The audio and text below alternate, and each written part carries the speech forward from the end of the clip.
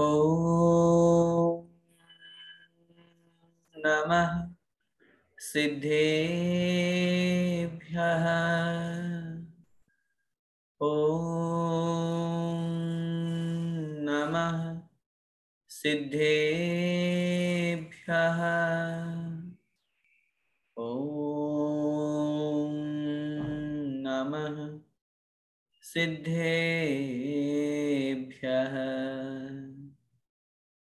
नमः श्रीवर्धमानाय निर्धूतकलिलात्मने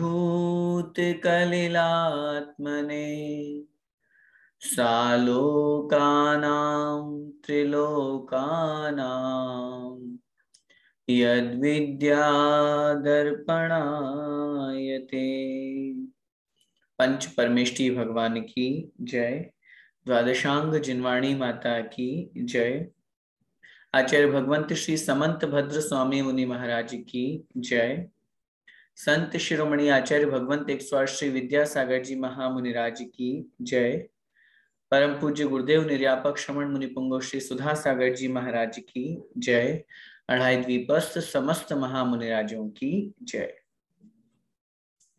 आचार्य भगवंत श्री समंत भद्र स्वामी द्वारा विरचित श्री रत्नगंडक श्रावकाचार ग्रंथादिराज का हम स्वाध्याय कर रहे हैं, जिसके माध्यम से गुणव्रत अधिकार में हम अपने मूल गुणों में वृद्धि करने के लिए, अपनी आत्मा के गुणों को और बढ़ाने के लिए उन गुणव्रतों को समझ रहे हैं, जिसके माध्यम से हम अनादिकाल से संसार में जिस निमित्त से भटक रहे हैं उस निमित्त को हम दूर कर सकें, और जो आत्मा का कल्याण करने वाला है, जो आत्मा को मोक्ष मार्ग पर लगाने वाला है, उस निमित्त को हम ग्रहण कर सकें। पंडित दौलत राम जी ने कहा है, ऐसे मिथ्या दृग ज्ञान चरण वश भ्रमत भरत दुख जन्म मरण। मिथ्या दर्शन, मिथ्या ज्ञान और मिथ्या चारित्र के वशीभूत होकर के यह जीव संसार के जन्म मरण के दुखों को भोगता है। वहीं दूसरी जगह वो लिखते हैं, आत्म को हित है सुख सो सुख, आकुलता बिन कहिए, और आकुलता शिव माही न ताते, शिव मग लाग्यो चाहिए। तो जो मोक्ष को पहुंचाने वाला है, ऐसा मोक्ष मार्ग, और उस मोक्ष मार्ग को हम सभी अपने जीवन में अपनाने का प्रयास कर रहे हैं, करने का भाव रखना चाहिए। सबसे पहले तो हम मिथ्यात्व से दूर हों। कल की कक्षा में हमने जो 5 प्रकार के अनर्थ दंड हैं उनका हम कथन पढ़ रहे थे, समझ रहे थे। उसमें चौथे क्रम पर हमने पढ़ा था अपध्यान। हम राग के कारण से, द्वेष के कारण से अपने मन मस्तिष्क में ऐसी चीजों को स्थापित कर लेते हैं और बैठे बैठे उनका चिंतन करते हैं। दुष्श्रुति के अंतर्गत मिथ्यात्व रूपी जहर हमारे जीवन में प्रवेश कर रहा है, या हम किसी का सुन रहे हैं तो उसके माध्यम से कहीं ना कहीं हमारे दोष तो लग ही रहा है, संसार परिभ्रमण बढ़ रहा है। हम सम्यक्त्व को अपने जीवन में अपनाना चाहते हैं तो हमें मिथ्यात्व को तो छोड़ना पड़ेगा। और सबसे पहला प्रयास, मैं तो ये भी कहता हूं, भगवान की पूजन भी बाद में, ये जो हम स्वाध्याय कर रहे हैं ये भी बाद में, दर्शन भी बाद में। सबसे पहला अगर हमारा कोई कर्तव्य है तो वो है हमें मिथ्यात्व से दूर होना है, हमें मिथ्यात्व से बचना है। जीवन का सबसे पहला लक्ष्य हमारा होना चाहिए, मैं सच्चे देव, सच्चे शास्त्र और सच्चे गुरु के अलावा और अन्य किसी को नहीं मानूंगा। मैं मिथ्या देवी देवता, रागी द्वेषी देवी देवता, इनकी पूजा अर्चना नहीं करूंगा, इनकी मान्यता नहीं रखूंगा। ये ग्रहित मिथ्यात्व है जो हमने यहां आकर के ग्रहण किया है। अनादिकाल से संसार में भटकने का मूल कारण ही मिथ्यात्व है। कल दुःश्रुति में हमने अच्छी तरह से इस बात को समझा था, जो वचन, जो शब्द या जो शास्त्र मिथ्यात्व का पोषण करने वाले हैं, जिनके माध्यम से हमारा श्रद्धान विपरीत होता है, जो सही को सही नहीं पहचान पाता है। कितना अच्छा एक सामान्य उदाहरण जगत में प्रसिद्ध है। मदिरा पान करने के बाद में, शराब पीने के बाद में वह व्यक्ति होश में नहीं रहता। वो ये नहीं जान पाता कि मैं कौन हूं, मेरा क्या स्वरूप है, मेरी पत्नी कौन है, मेरा घर कौन सा है, मेरी अपनी वस्तु क्या है। वो समझ ही नहीं पाता है। क्यों? उसके ऊपर नशा छाया हुआ है। हकीकत में देखा जाए तो हम भी तो मदिरा पान किए हुए हैं, हम भी तो नशा में हैं, नशे में हैं। फर्क इतना है, चाहे भले वो शराब का नशा नहीं है, मोह का नशा तो है, मिथ्यात्व का नशा तो है। और उसी मिथ्यात्व के कारण से हम अपने आप को नहीं पहचान पा रहे, अपनी आत्मा के स्वरूप को हम भूल रहे हैं, अपनी आत्मा को ही नहीं जान पा रहे, पर वस्तु को अपना मान रहे हैं, शरीर को अपना मान रहे हैं, धन संपत्ति वैभव को अपना मान रहे हैं, इन वस्तुओं में सुख दुख मान रहे हैं। यही हमारी भूल है। और ऐसे शास्त्र का वर्णन, इस मिथ्यात्व का वर्णन जिन शास्त्रों में है, या इनका उपदेश देने वाले जो अन्य मतावलंबी है, अगर हम उनको हम सुनते हैं तो ये अनर्थ दंड तो है ही, लेकिन अनर्थ दंड के साथ में मिथ्यात्व सबसे बड़ा पाप है। हिंसा, झूठ, चोरी, कुशील और परिग्रह, ये भी पांचों पाप नहीं, इतने बड़े पाप नहीं है जितना बड़ा पाप मिथ्यात्व है। आचार्य भगवान कुंद कुंद स्वामी महाराज ने दर्शन पाहुड़ में इस मिथ्यात्व का कथन करते हुए लिखा, सबसे बड़ा पाप मिथ्यात्व है। टीकाकार स्पष्ट रूप से वहां प्रश्न उठाते हैं कि शिष्य ने प्रश्न किया कि भगवान आप ऐसा क्यों कह रहे हैं कि मिथ्यात्व सबसे बड़ा पाप है। उन्होंने कहा, जैसे अगर हम, जैसे सामान्य रूप से सप्त व्यसन सेवन करने वाला जो है वो पापी माना जाता है, लेकिन अगर वो सप्त व्यसन सेवन के साथ में परिस्त्री सेवन कर रहा है तो परिस्त्री सेवन से भी बड़ा पाप मिथ्यात्व माना गया है। तो उन्होंने वहां स्पष्ट रूप से कथन किया आचार्य महाराज ने टीका के अंतर्गत कि परिस्त्री सेवन से तो वो बच जाएगा, छूट जाएगा, नियम ले लेगा, लेकिन मिथ्यात्व का रोग लग गया, मिथ्यात्व का दोष लग गया तो छूटना बहुत मुश्किल है। हमें मनुष्य पर्याय मिली है, हम जैन कुल में पैदा हुए हैं, हम सही और गलत की पहचान तो करें। निर्ग्रंथ गुरु सच्चे गुरु के रूप में अपन मानते हैं, क्यों हम परिग्रह वाले को गुरु माने बैठे हैं? सॉरी। जिनके पास परिग्रह होता है, जिनके पास रुपया पैसा होता है, जिनके पास आरंभ होता है, वो सच्चे गुरु की कोटि में नहीं आ सकते। इसलिए कल की कक्षा में जो अपन ने अनर्थ दंड के अंतर्गत दुष्श्रुति और प्रमादचर्या पढ़ा था, उनको अपन अच्छी तरह से समझते हुए, न केवल उन दो को अपितु जितने भी पांचों प्रकार के अनर्थ दंड है, और ये 5 प्रकार के नहीं, 5 तो मुख्य भेद कर दिए, ये तो जितने तरह की हम कल्पना करें, जितने तरह के हम विचार करें, उतनी प्रकार के ये अनर्थ दंड बन सकते हैं। उनको अपन को छोड़ना चाहिए, अपनी क्रियाओं को, अपने योगों को अपन बहुत अच्छा बनाएं, शुभ बनाएं, ताकि हमारे परिणामों के निमित्त से हम पापों से बच सकें।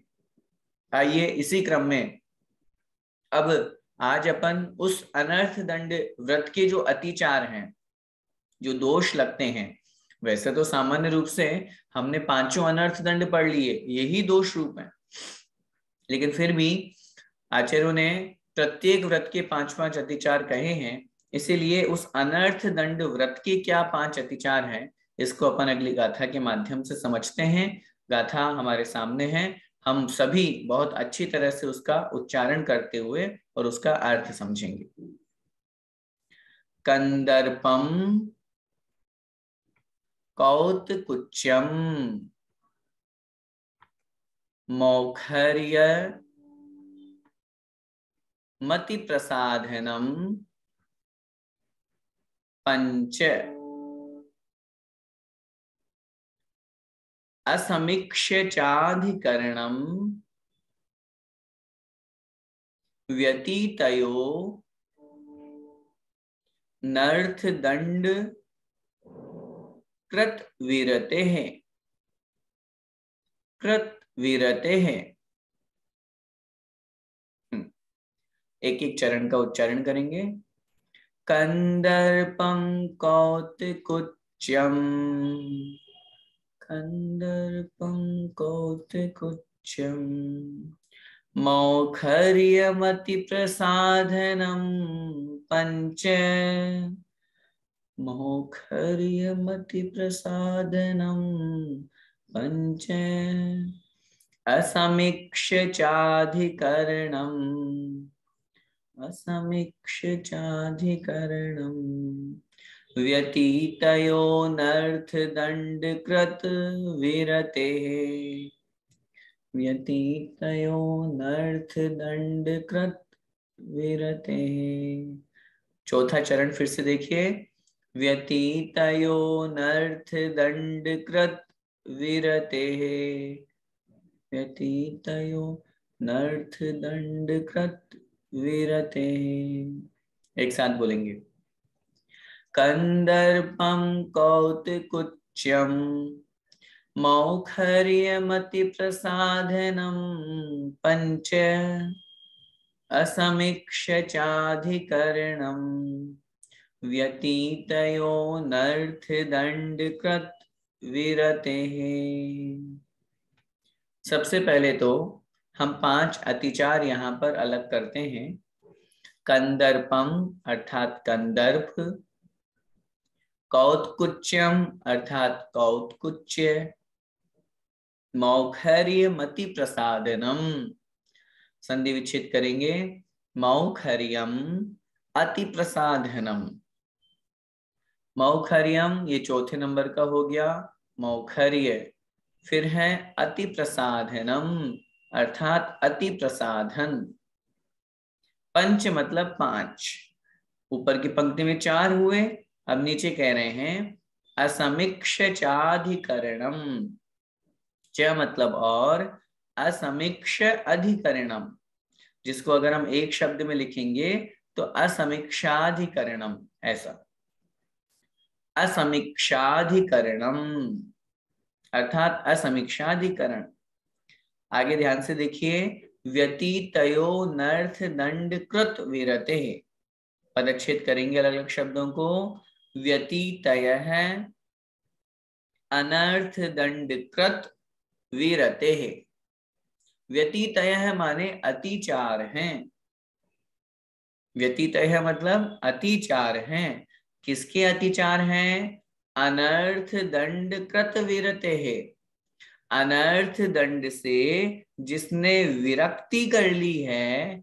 अनर्थ दंड तो पाप हुआ, दोष हुआ, और कृत मतलब कर लिया है, विरते माने विरक्ति, छोड़ दिया, त्याग कर दिया।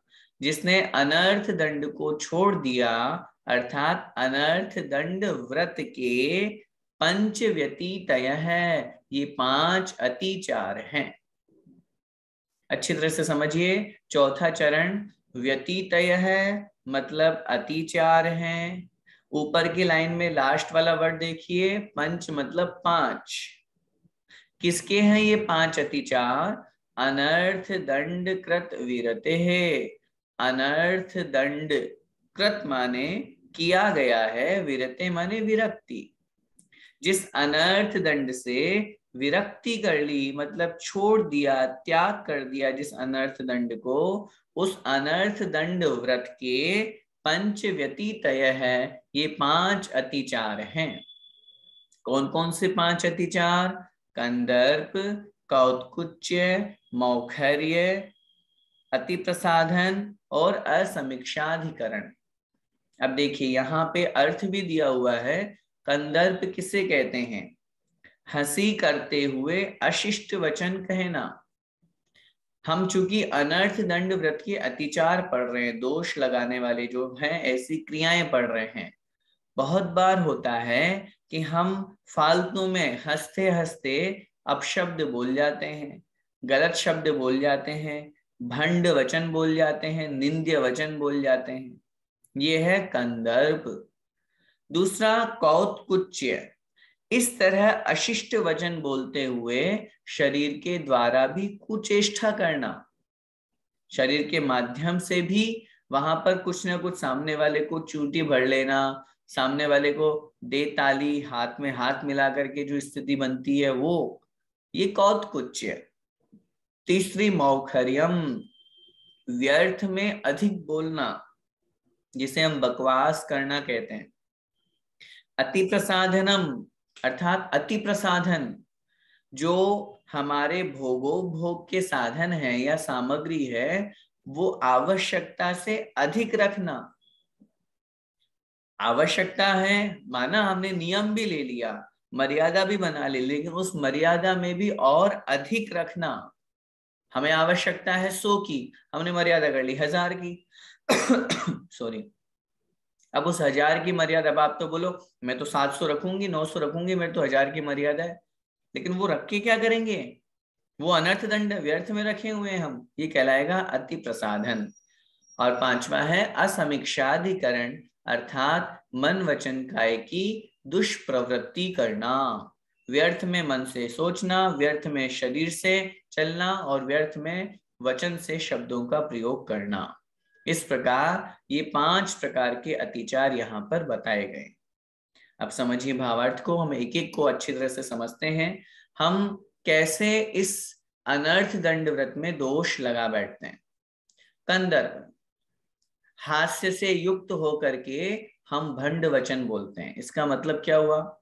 एक बात हमें हमेशा ध्यान रखनी चाहिए, हंसी हंसी में हम बहुत कर्म बांध लेते हैं, बहुत कर्म मान लेते हैं, और जब उन्हीं कर्मों का उदय आता है तो हमें रोना पड़ता है।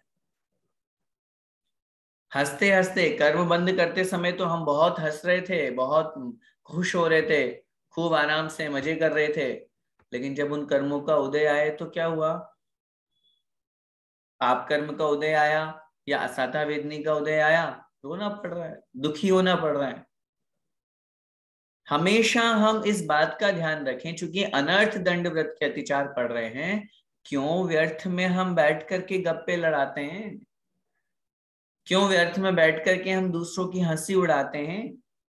कोई व्यक्ति में अगर कोई कमी है तो हम कौन होते हैं सामने वाले के दोष निकालने वाले? हम कौन होते हैं सामने वाले के उस दोषों को उजागर करने वाले?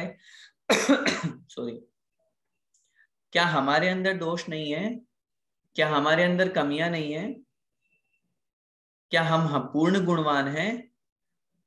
क्या हमारे पास गुण ही गुण है, कमी कोई नहीं है? या फिर सामने वाले के पास कोई गुण ही नहीं है, उसमें कमियां ही कमियां हैं? यदि हम अपने अंदर झांक करके देखेंगे तो हमें भी अपने कमजोरी, अपनी कमियां नजर आएंगी। इसलिए कंदर्पम अर्थात कंदर्प से तात्पर्य है ऐसे अशिष्ट शब्द बोलना, निंद्य शब्द बोलना, भंड वचन बोलना, अपशब्द बोलना, जिनको सुनकर के सामने वाले को बहुत दुख पहुंचे और बड़े हंसते हंसते बोल रहे हैं। विशेष रूप से संसार में ऐसा देखा जाता है, सब अपनी अपनी गोष्ठी बना लेते हैं, अपनी किट्टी पार्टी है या अपनी मंडली बना ली, और उसमें आराम से बस एक दूसरे की हंसी उड़ाना है, टाइम पास करना है। ये क्या है? अनर्थ दंड व्रत में अतिचार है, कौतकुच्य है। ये तो सब कर ही रहे हैं शरीर से, ले वो वचनों से, लेकिन साथ में शरीर से कुचेष्टा भी करना। कुचेष्टा का तात्पर्य बहुत बार होता है शरीर के माध्यम से अपन सामने वाले को कभी उसकी चिमटी ले रहे हैं, कभी उसको क्या कह रहे हैं, कभी उसकी पीठ पे थप्पी मार रहे हैं। आजकल अपन कोई भी बात करते हैं, सामने वाले ने हमारी बात को एग्री कर दिया तो तुरंत हाथ आगे कर दिया और उसने ताली मार दी। ये क्या है? बहुत कुछ है। इसका मतलब क्या है? हम तो मजे ले ही रहे हैं, सामने वाला भी उसमें सम्मिलित हो गया, सामने वाले ने भी उस चीज को स्वीकार कर लिया, सामने वाला भी हाँ भाई मैं भी तेरे साथ ही हूं। अनर्थ दंड क्यों करना ये सब? तीसरा है मौखर्य। बहुत से लोगों की आदत होती है जो बोलते ही जाते हैं, बोलते ही जाते हैं, चुप ही नहीं होते।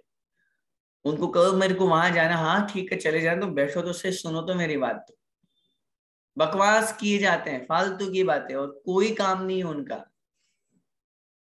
क्षमा सागर महाराज जी बड़ी अच्छी अच्छी कविताएं लिखते थे। उनकी कविताओं की 2 पंक्तियां मुझे याद आ गई कि बोलना कितना कठिन होता है उस समय समझें जब कोई सुनने वाला ना मिले। जब हमें कोई सुनने वाला नहीं हो तब उस बोलने वाले की शक्ति को पहचानिए। हमारी बोलने की तो बहुत इच्छा हो रही है, मैं किसी को सुनाऊं, मैं किसी को बोलूं, लेकिन कुछ सुनने के लिए तैयार नहीं हो तो तब उस समय हमें वास्तविकता में शब्दों की कीमत पता चलती है, और न केवल शब्दों की बल्कि उनको, उन वचनों को सुनने की भी कीमत पता चलती है। क्यों हम व्यर्थ में फालतू की बकवास करें। आचार्यों ने जहां वचन शब्दों को प्रयोग करने की बात लिखी, वहां उन्होंने कहा हित, मित और प्रिय वचन बोलना। हितकारी वचनों के साथ साथ में उन्होंने एक शब्द का प्रयोग किया, मित शब्द। मित का मतलब क्या होता है? कम, थोड़े शब्दों में अपनी बात कह दी जाए, जिसे हम शॉर्ट एंड स्वीट कहते हैं। आचार्य श्री को देखा अपन ने, आचार्य श्री को बोलते हुए भी देखा। ठीक है, जब प्रवचन देते हैं तब तो अपना सौभाग्य है कि बहुत अधिक वचन वर्गणा उनके माध्यम से प्राप्त होती है, लेकिन जब कभी किसी चीज पर चर्चा करनी हो, आशीर्वाद लेना हो या कुछ भी हो, तो कितना सा बोलते हैं? बहुत थोड़ा सा, बस एक शब्द या दो शब्दों का प्रयोग करेंगे। क्यों? व्यर्थ में क्यों बोलना? ये शब्द भी बहुत बड़ी ताकत होती है, वचन वर्गणा में बहुत बड़ी शक्ति, पावर होती है। हम व्यर्थ में बोलते हैं तो उसका भी पाप लगता है, उसका भी दोष लगता है। आचार्य पूज्यपाद स्वामी महाराज ने कहा ब्रुवन नपी न ब्रूते। इष्टोपदेश में जो आत्म स्वरूप में लीन होना चाहते हैं या उस रूप प्रयास कर रहे हैं, अभ्यास कर रहे हैं, आत्मा का कल्याण करने की जिनकी भावना है, ब्रुवन्नपि न ब्रूते, गच्छन्नपि न गच्छति, बोलते हुए भी नहीं बोलते। क्यों नहीं बोलते? अरे बोलूंगा तो फालतू विकल्प होगा ना, क्यों बोलना मुझे फालतू? बस थोड़ा सा जितना पूछा उतना बोल दिया, हाँ ना में उत्तर दे दिया, और वो भी जरूरत नहीं है, इशारे से भी हो जाता है काम। तो ये अगर मोखर्य कर रहे हैं, व्यर्थ की बकवास कर रहे हैं, तो निश्चित रूप से हमारे अनर्थ दंड में दोष लग रहा है। हम हमेशा अपने वचनों को बहुत अच्छा बोलें, मीठा बोलें, सुसंयमित होकर के बोलें, अच्छी तरह से बोलें। चौथा दोष है अति प्रसाधन। जैसा कि अभी मैंने आपसे निवेदन किया, मर्यादा के भीतर ही है हम, मर्यादा के आगे नहीं गए, हम क्रॉस नहीं की हमने मर्यादा। भोगो भोग की वस्तुओं की, जितनी भी अपन ने वस्तुओं का संग्रह किया था, परिग्रह अपने पास में रखा है, उस परिग्रह को रखते हुए भी या उस परिग्रह को अपने पास में रखते हुए भी अत्यधिक मात्रा में, आवश्यकता से अधिक वस्तुओं को संग्रहित नहीं करना, इकट्ठा नहीं करना।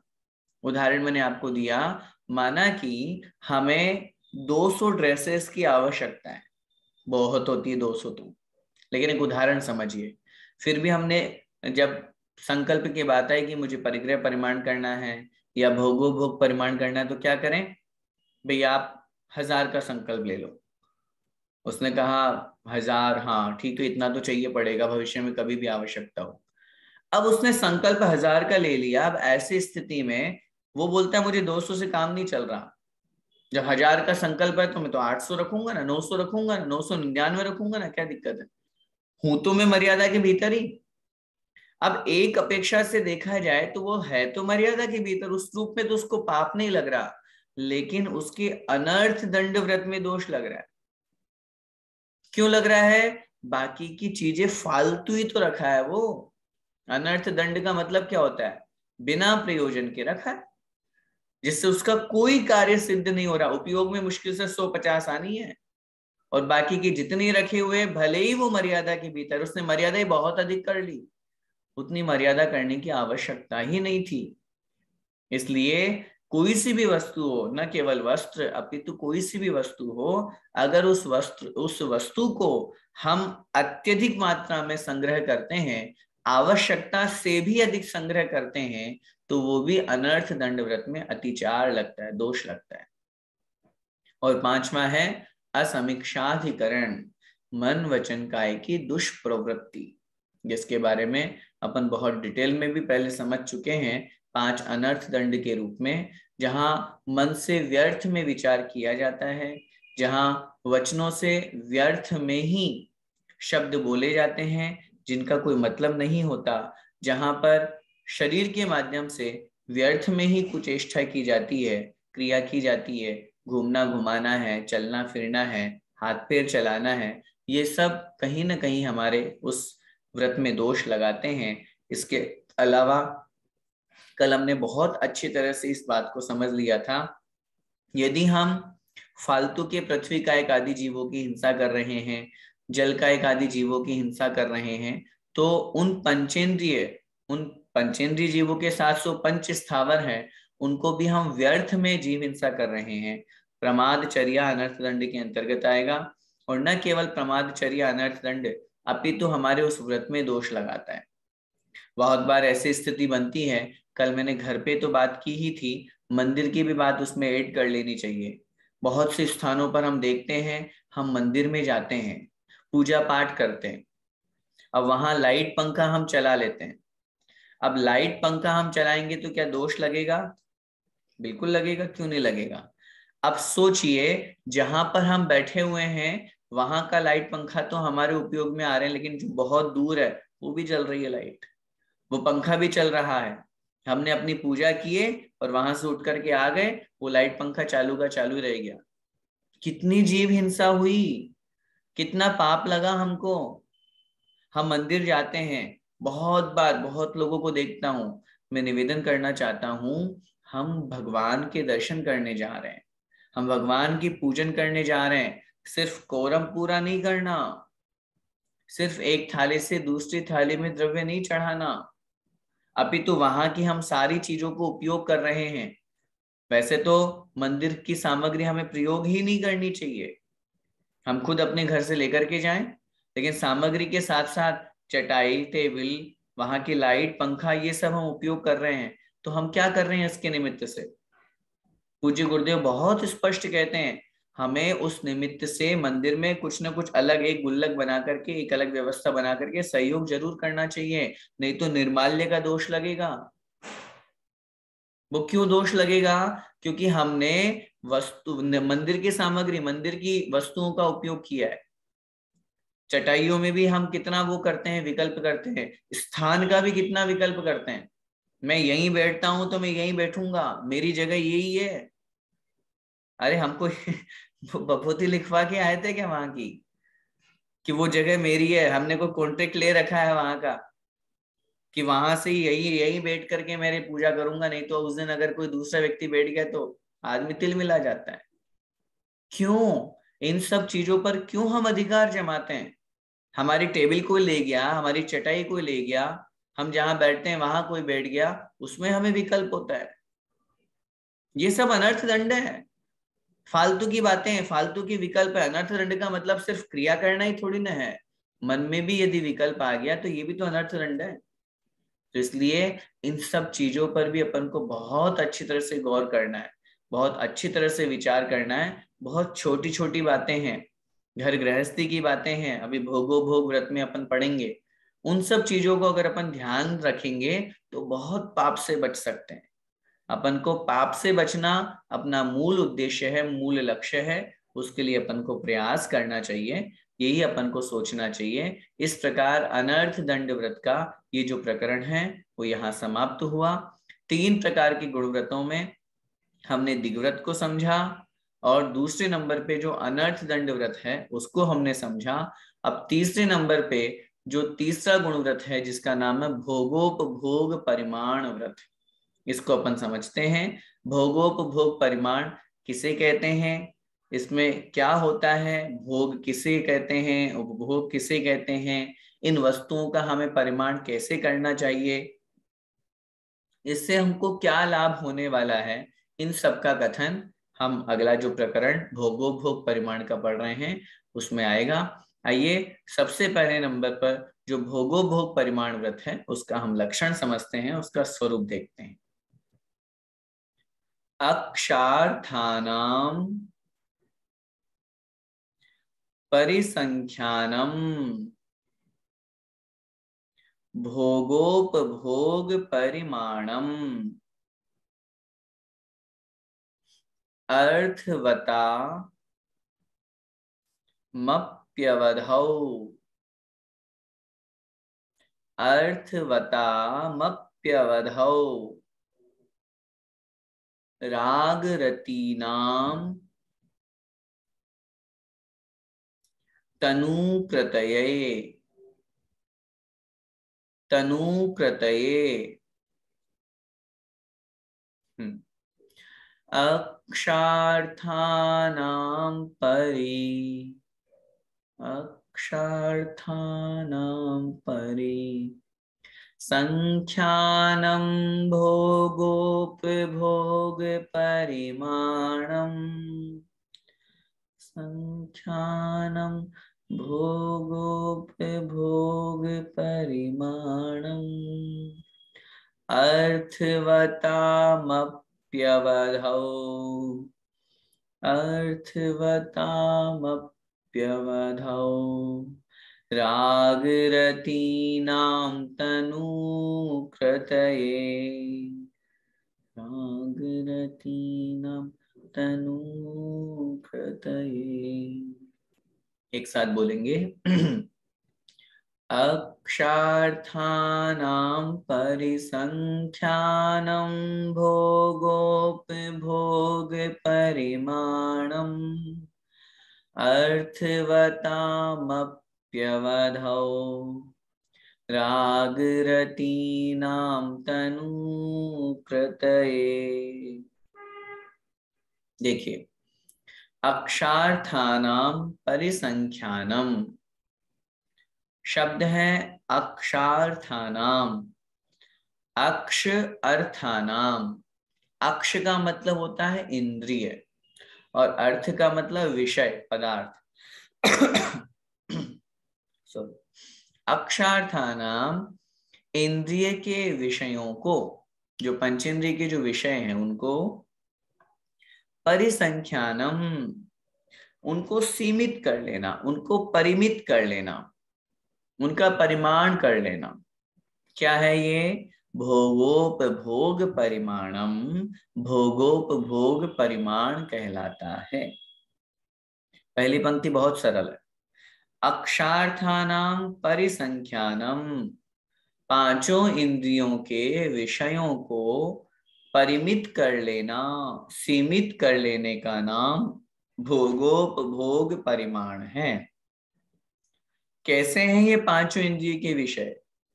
अर्थवतामप्यवधौ, संधि विच्छेद करेंगे। अर्थवताम अपि अवधौ, अर्थवताम, अर्थवताम का मतलब प्रयोजनभूत, जो हमारे काम के हैं, जिनकी सार्थकता है। अपि मतलब भी, अवधौ, अवधौ माने अवधि में। किसकी अवधि में? हम पहले जो 5 अणुव्रत पढ़ करके आए हैं, कोई हमसे प्रश्न कर सकता है कि वहां परिग्रह परिमाण में तो हमने सारा परिमाण कर लिया, फिर यहाँ भोगोपभोग परिमाण अलग से क्यों दिया? तो आचार्य महाराज कह रहे हैं उस अवधौ, उस अवधि में, उस परिग्रह परिमाण व्रत की अवधि में, उसकी जो हमने मर्यादा की थी, उस मर्यादा में जो हमारे लिए अर्थवताम प्रयोजन भूत है, ऐसे उन पंचेंद्रिय के विषयों को भी सीमित करना, परिमित करना। क्यों करना? राग रतीनाम तनुकृतये, राग में जो रति है, लालसा है, जो इच्छा है, उस राग की इच्छा को तनुकृतये कम करने के लिए, घटाने के लिए, थोड़ा करने के लिए, वो जो हमने अवधि ली थी उसको और अधिक सीमित करना, पंचेंद्रिय के विषयों को कंट्रोल करना, सीमित कर लेना, परिमित कर लेना, इसका नाम भोगोपभोग परिमाण व्रत है। समझिए नीचे की पंक्ति क्या कह रही है। हम ये जो भोगोपभोग परिमाण व्रत की बात कर रहे हैं, थोड़ा सा नीचे की पंक्ति को ऊपर की पंक्ति से साथ में जोड़ करके अपन अर्थ करेंगे। अर्थवताम अपि अवधौ, सबसे पहले तो इसमें ये समझें, हम भोगोपभोग परिमाण व्रत की बात कर रहे हैं। ये कब होता है? जब पहले 5 अणुव्रत स्वीकार हो जाते हैं, तभी तो गुणव्रत आएंगे। अब उसमें 5 अणुव्रतों में हमने अंतिम अणुव्रत क्या पढ़ा था? परिग्रह परिमाण अणुव्रत, ठीक है। अब उस परिग्रह परिमाण में हमने परिग्रह का परिमाण कर लिया, क्षेत्र वास्तु हिरण्य सुवर्ण, जो 10 प्रकार के परिग्रह अपन ने पढ़े थे, उस परिग्रह का परिमाण हमने कर लिया, हमने उस सीमा मान ली। लेकिन उस सीमा में भी, उस मर्यादा में भी राग रूप इच्छा ना हो जाए, वो जो हमने मर्यादा बांधी थी उसमें राग रूप विषयों की इच्छा को तनुकृतीय और घटाने के लिए और कम करने के लिए हम अर्थवताम अपि, भले ही वो हमारे लिए प्रयोजन भूत है, हमारे लिए काम की चीज है, ऐसे उन प्रयोजन भूत इंद्रिय के विषयों में उस भोग और उपभोग के विषयों को और अधिक सीमित कर लेना, परिमित कर लेना, ये भोगोपभोग परिमाण कहलाता है। समझ में आया? फिर से देखें एक बार, पूरे श्लोक का अर्थ में निवेदन कर रहा हूं। अक्षार्थानाम, अक्ष का मतलब होता है इंद्रिय, अर्थ माने विषय पदार्थ, पांचों इंद्रिय के विषयों को परिसंख्यानम अर्थात सीमित करना, परिमित करना, उनको कंट्रोल करना, इसका नाम भोगोपभोग परिमाण व्रत है। ये क्यों किया जा रहा है? अर्थवताम अपि अवधौ, जो प्रयोजन भूत है ऐसे उन पांचों इंद्रिय के विषयों में अवधि के अंतर्गत, जो परिग्रह परिमाण में हमने मर्यादा की थी, अवधि, अवधि का मतलब वही मर्यादा, बाउंड्री वॉल। अवधि का मतलब यहां समय वाली अवधि नहीं लगाना, अवधि का मतलब बाउंड्री वॉल, जो मर्यादा बनाई थी, जो हमने वहां परिमाण किया था, उस परिमाण में अपने राग रूप लालसा को, इच्छा को, उस राग को और कम करने के लिए अपने पंचेंद्रिय के विषयों में उसको परिमित करना, उसको सीमित करना, उसको और कंट्रोल में करना, ये भोगोपभोग परिमाण व्रत कहलाता है। समझिए भावार्थ रूप में यहाँ आचार्य महाराज क्या कह रहे हैं, भोगोपभोग परिमाण व्रत की बात चल रही है। और भोग और उपभोग दो शब्द यहाँ दिए हुए हैं, जिनकी आगे आचार्य भगवान खुद व्याख्या करेंगे, खुद समझाएंगे भोग किसे कहते हैं और उपभोग किसे कहते हैं। जो वस्तु एक बार यूज की जाए, उपयोग में आए, उसे हम भोग कहते हैं, और जो वस्तु बार बार उपयोग में आती है उसे हम उपभोग कहते हैं। सामान्य उदाहरण है भोजन पान आदि जो है, वो एक ही बार हम कर सकते हैं। जिस वस्तु को हमने ग्रहण किया वो बस उसी टाइम ग्रहण करेंगे, उसके बाद उस वस्तु को दोबारा थोड़ी ग्रहण कर पाएंगे। लेकिन वस्त्र आदि जो हैं, या और भी जितनी वस्तुएं, वाहन है, घर है, मकान है, मोबाइल, लैपटॉप आदि जितनी भी और भी वस्तुएं हैं, उनको हम बार बार उपयोग में करते हैं, ये उपभोग की वस्तु कहलाती है। अब परिग्रह में हमने दोनों प्रकार की वस्तुओं में सामान्य रूप से परिमाण किया था, जितना भी हमारे पास परिग्रह है, सोना चांदी, रुपया पैसा, दास दासी, नौकर नौकरानी रूप में जो हैं, गाय बैल आदि जो हैं, खाने पीने की वस्तुएं, सब में अपन ने उस परिमाण को कर लिया था। लेकिन आचार्य महाराज यहाँ इस श्लोक में स्पष्ट रूप से कह रहे हैं राग रतीनाम तनुकृति है। वो जो हमने उस अवधौ, उस परिग्रह परिमाण में जो हमने अवधि बनाई थी, वो जो मर्यादा बनाई थी, उसमें और अधिक हमारी लालसा न बढ़ जाए। क्यों? क्योंकि पंचेंद्रिय के विषय भोग एक ऐसे हैं जिसके प्रति इंसान बढ़ रहा है। हमें संसार में किससे बचना है? आचार्य महाराज कहते हैं दो चीजों से बचना है। अगर इन दो चीजों से बच गए तो पाप से बच जाएंगे। पूछा कौन कौन सी दो चीजें? एक विषय, दूसरी कषाय। दो चीजें हैं जिनसे बचना है। अगर इनसे बच गए तो पांचों पाप तो अपने आप कंट्रोल में, डाउनफॉल चला जाएगा पांचों पापों का। विषय और कषाय, यहां बात कर रहे हैं अपन विषयों की। पंचेंद्रिय के विषयों में हम कितना उलझे हुए हैं, हम कितना उसके अधीन हो रखे हैं। हमें स्पर्शन इंद्रिय कितनी सताती है, बताइए जरा, सोचिए। हम थोड़ी सी सर्दी लगती नहीं है कि हमें हीटर याद आता है, थोड़ी सी गर्मी लगती नहीं कि हमें एसी याद आता है। क्यों? क्योंकि ये स्पर्शन इंद्रिय बोल रही है। आत्मा को तो कुछ भी नहीं होता है। आत्मा, वहां पूरा आचार्यों ने लिखा है, ये पांचों इंद्रिय जो हैं, ये एक 5 घोड़ों के समान है, और आत्मा जो है इनके ऊपर सारथी बना हुआ है। इन पांचों घोड़ों का सारथी वो है, रथ चलाने वाला आत्मा है, और ये पांचों इंद्रिय दौड़ाने वाली है। अब बताइए, आज उल्टा हो रहा है। आत्मा इनका कहना मान रही है। होना क्या चाहिए? डंडा या रस्सी किसके हाथ में रहती है? सारथी के हाथ में। अगर कोई भी घोड़ा इधर उधर जाएगा तो क्या होगा? पीछे से उसके ऊपर लगाम खींची जाएगी, उसको दंडित किया जाएगा। क्यों? वो गड़बड़ कर रहा है। हमारे साथ भी ऐसा ही है। आत्मा और ये पांचों इंद्रियां दास है हमारी, हम जैसा कहेंगे वैसा इनको करना पड़ेगा। लेकिन आज उल्टा हो गया, पंचम काल है, क्या करे? यहाँ नौकर मालिक बन जाता है, और मालिक, वही स्थिति यहाँ हो रही है। पांचों इंद्रियां जो नौकर थी, दास थी, वो आज मालिक बन बैठी, और आत्मा जो मालिक था वो आज नौकर बना हुआ है। पांचों इंद्रियों के कहना मानता है आत्मा।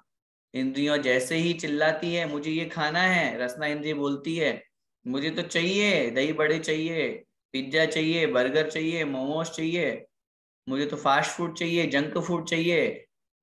अंदर से आवाज आती है, ठीक है भैया बहुत दिन हो गए, खा लेते हैं। ये आवाज किसने दी? आत्मा ने। ये आवाज मन ने दी, आत्मा ने दी। बस फंस गए हम। उसने जैसा ही जो वस्तु मांगी तुरंत अपन ने उसको दे दी। इसका मतलब वो बलवान है, वो बलवान है, तभी तो हम उसका कहना मान रहे हैं।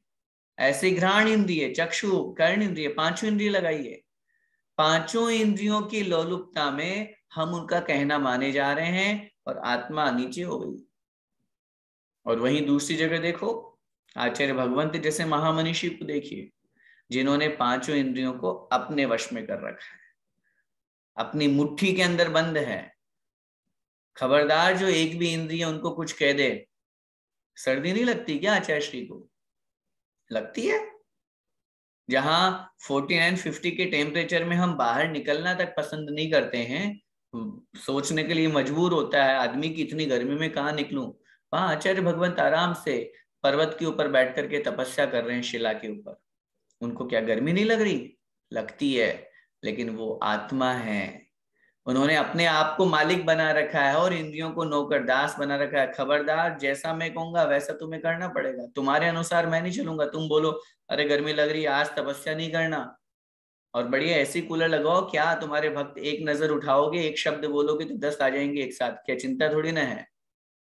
लेकिन नहीं, उन्होंने अपनी आत्मा को जीतने के साथ साथ इन इंद्रियों को जीता है। आत्मा का वहां वर्चस्व है, आत्मा मालिक है। आज इन्हीं पांचों इंद्रियों की लोलुपता में हमारा सबसे ज्यादा पाप होता है। चाहे वो रसना इंद्रिय हो, चाहे स्पर्शन इंद्रिय हो, चाहे घ्राण इंद्रिय, चक्षु इंद्रिय, सब कुछ अच्छा देखना चाहते हैं, सब कुछ अच्छा सुनना चाहते हैं, प्रशंसा सुनना चाहते हैं। हम कल्याण की बात या अच्छी बात जो आत्मा का कल्याण करने वाली, उसको कौन सुनना पसंद करेगा? सोचिए, आज संसार में देखते हैं अपन, धर्म सभा में कितने लोग होते हैं, और जो दूसरी पाप की सभा होती है जहां गलत परोसा जाता है, कोई डांसर हो, कोई सिंगर हो, या कोई भी हो संसार का, और जो कार्यक्रम होता है उसमें कहाँ कितनी भीड़ हुआ करती है। कौन क्या सुनना चाह रहे हैं हम? कर्ण इंद्री क्या सुनना चाह रही है हमारी, चक्षु इंद्री क्या देखना चाह रही है हमारी? तो ये सब पंचेंद्रिय के विषय हैं। इसीलिए आचार्य महाराज ने यहाँ शब्द का प्रयोग किया, अक्षार्थानाम परिसंख्यान। व्रती क्या चाहेगा? इन्हीं पंचेंद्रिय के विषयों को लगाम देना चाहेगा, इनको सीमित करना चाहेगा, इनको एक दिशा, एक सही दशा देना चाहेगा, सही स्थान पर, कि हाँ ठीक है, संसार चलाने के लिए मुझे इन सब चीजों की आवश्यकता है, कंट्रोल करेगा। और उस कंट्रोल को करने का नाम ही भोगोपभोग परिमाण व्रत है। समय आपका हो रहा है, अपन अच्छी तरह से इन सब विषयों को समझेंगे आगे, क्योंकि आचार्य भगवंत इस भोगोपभोग परिमाण व्रत में हमें समझाएंगे कि भोग किसे कहते हैं, उपभोग किसे कहते हैं, उन भोगोपभोग की वस्तुओं को हमें कैसे कंट्रोल करना है ताकि हमारा जीवन बहुत अच्छा हो, व्यवस्थित हो। देखिए, परिमाण करना, मर्यादा करना, ये बहुत सुख का कारण है। कभी भी जब अपन एक दायरे में रह करके चलते हैं, जैसे एक सामान्य रूप से आचार्य श्री का एक बहुत अच्छी लाइन याद आ गई कि नदी जो है, अपने यहाँ तट जो किनारा होता है उसको कूल भी कहते हैं। कूल, कूल का मतलब किनारा होता है, जो तट होता है। तो आचार्य श्री बहुत कहते हैं, नदी के लिए दोनों कूल एक दूसरे के लिए प्रतिकूल होते हुए भी अनुकूल है। क्या मतलब? दोनों किनारे एक दूसरे के लिए अपोजिट है कि नहीं है? प्रतिकूल, न कभी मिलने वाले हैं, लेकिन वो दोनों उस नदी के लिए अनुकूल हैं। अगर अनुकूल नहीं होंगे, एक किनारा कहेगा मैं क्यों इसको रोकूं, हटा दो अपने आप को, हटा दो, नदी का अस्तित्व खत्म। नदी एक दिशा में बह रही है, वो दोनों किनारे उसके लिए बाउंड्री वॉल भले ही बने हुए हैं, लेकिन उस नदी के अस्तित्व को खतरा नहीं है। अगर वो सोचे मैं स्वतंत्र रूप से होकर के बहना चाहती हूं, क्या ये किनारा मेरा क्या करेंगे, बहो निकलो, किनारों से बाहर निकलते ही नदी का अस्तित्व खतरे में पड़ जाएगा, नदी समाप्त हो जाएगी, फिर वो नदी नहीं रहेगी। इसलिए संसार की प्रत्येक वस्तु एक मर्यादा में रहते हुए ही अच्छी लगती है। जहां मर्यादाएं टूटती हैं, जहां अनबैलेंस्ड होकर के गाड़ी चलती है, तो वहां निश्चित रूप से जीवन से भी हाथ धोना पड़ता है, और कर्मबंध की व्यवस्था तो अनादिकाल से जो चल रही है वही हमें भुगतनी पड़ती है। आगे आने वाले समय में अपन इन सब विषयों को अच्छी तरह से समझ करके अपने भोग और उपभोग की वस्तुओं का परिमाण करेंगे और अच्छी तरह से उस विषय को समझेंगे। बस आज के लिए इतना ही। बोले द्वादशांग जिनवाणी माता की जय। संत शिरोमणि आचार्य भगवंत 108 श्री विद्यासागर जी महामुनिराज की जय। परम पूज्य गुरुदेव निर्यापक श्रमण मुनि पुंगो श्री सुधा सागर जी महाराज की जय। अढ़ाई द्वीपस्थ समस्त महामुनिराजों की जय।